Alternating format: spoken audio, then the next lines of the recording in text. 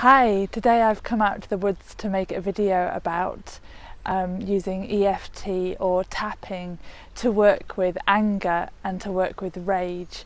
So I'm making this video at the request of a woman on our Radical Self-Care course that's currently running through Women's Wellness Circle, which is an online organisation to support women healing from chronic illness.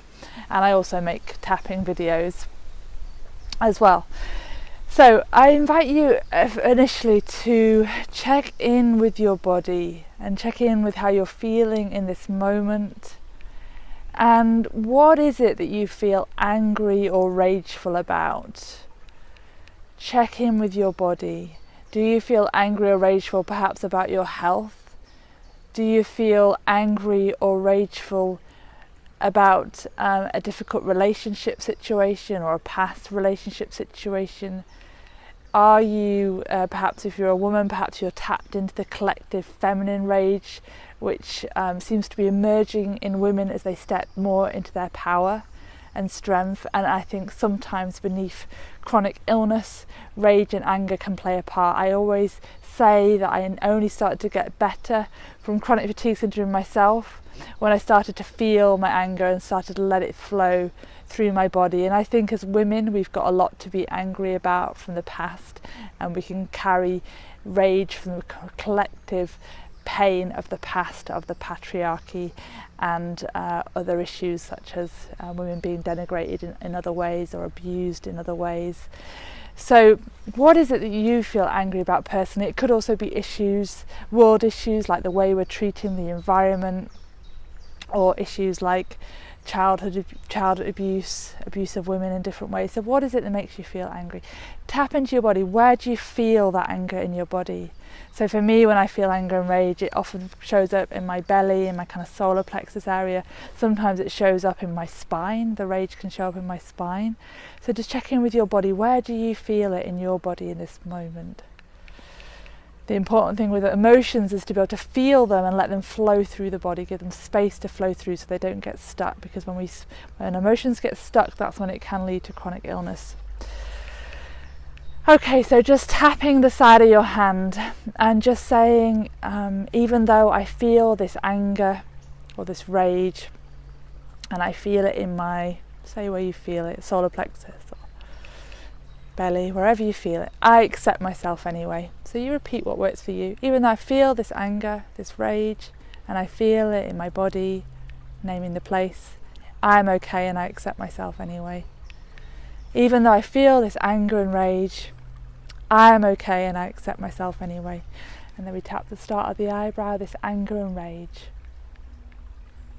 This anger or rage. This point's particularly important, working on the gallbladder meridian here, which is associated with rage.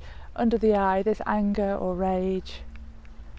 Under the nose, this anger or rage. Let yourself feel it as energy in the body. Open your heart to it as well. Open your compassionate heart to the part of you that's feeling the rage. On the chin, this anger or rage. Under the collarbone, anger, this rage. Under the arm, 3 inches down from the armpit, anger or rage. Under the chest area, right under your nipple, there's the liver meridian, and that's associated with releasing anger. So I invite you to include this one as well. This anger or this rage. Top of the head, this anger or rage. And you can tell yourself a little story about what it's about if you like. This anger about my illness, about not being better now, about having tried so many things and they've not worked. This anger about my relationship or my past relationship. This anger about world issues. This ancient anger that I don't know where it comes from. So you just repeat what feels true for you. Repeat the words that connect to something in you. This anger, this rage. Under the collarbone, this anger, this rage. Under the arm, this anger, this rage, this anger and rage. And then feel free to have a little stamp if you want. Stamp your feet, that's another way we can release anger.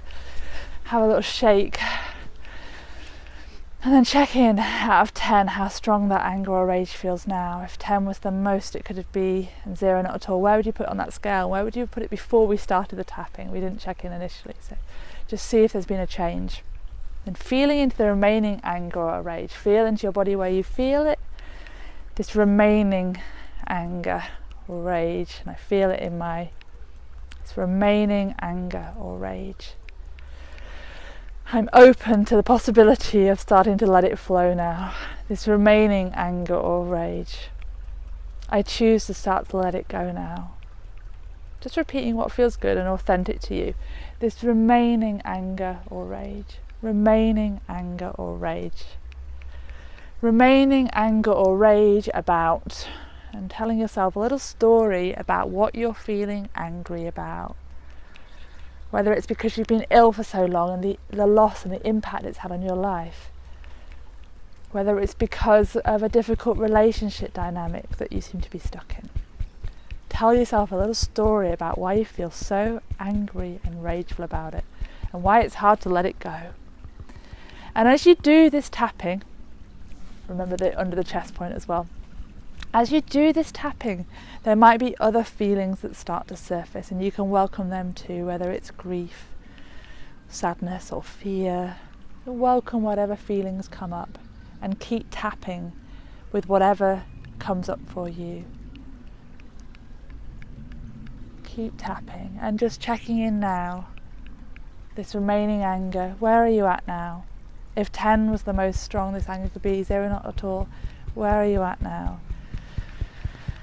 So I hope that by doing this bit of tapping, you have started to release at least some of this anger or rage. And you can of course play this video again to help you release some more. You might also benefit from doing some one-to-one EFT sessions with somebody to really help you get down to the root of the anger or rage and to kind of keep releasing it. You might benefit from doing it regularly. You might benefit from doing other things to help you release rage, such as being in a women's circle and being able to express and be heard about what you're angry about, such as going out running, like I'm actually out in the woods about to go for a run as well as make this video. Running is a good way to help anger and rage flow through your body. And obviously it's best if we can find ways to deal with our anger and rage in a way that is safe rather than spilling out into our relationships and affecting our relationships too much. But sometimes if we have been people pleasers in our lives, which many people who get chronic illness have been, it's one of the sort of personality traits that can put stress and strain on the nervous system and can lead to chronic illness, then sometimes you need to learn to assert yourself more and to have more boundaries with people. But it's having that imbalance and finding ways to communicate effectively while finding safe places where you can really release and let go of your true authentic feelings in a safe and contained way. So I wish you well on this journey, and that by being in touch with your anger and rage and finding safe spaces to let it flow, that it helps you on your healing path to better health, as it was a significant part of my full and complete recovery from chronic fatigue syndrome. Wishing you well. Thank you for listening.